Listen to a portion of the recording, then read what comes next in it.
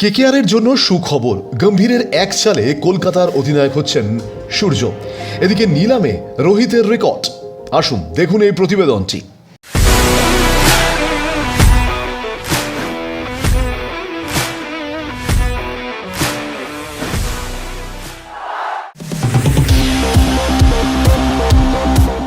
দু 2024-এ আইপিএলে শ্রেয়াস আয়ারের নেতৃত্বে শিরোপা জিতে নিয়েছিল কলকাতা নাইট রাইডার্স।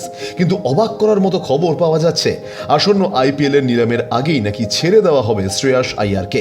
বিভিন্ন খবরের সূত্র অনুযায়ী কলকাতা নাইট রাইডার্সের জন্য ক্যাপ্টেন্সির প্রস্তাব দেওয়া হতে পারে সূর্যকুমার যাদবকে।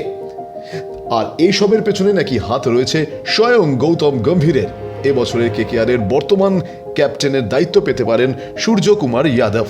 গত মরশুমে আইপিএলের চ্যাম্পিয়ন হয়েছে কেকেআর।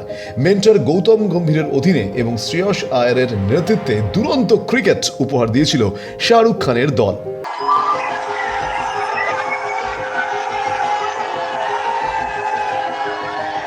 যদিও তার পরপরই গম্ভীর জাতীয় দলের কোচ হয়েছেন। এদিকে আগামী মরশুমে আইপিএলের নিলামের দিনক্ষণ এখনো প্রকাশ্যে না এলেও সূত্রের খবর অনুযায়ী পরের আইপিএলে কেকেআরের অধিনায়ক হিসেবে দেখা যেতে পারে সূর্যকুমার যাদবকে, জানিয়ে জল্পনা উঠেছে ক্রিকেট মহলে।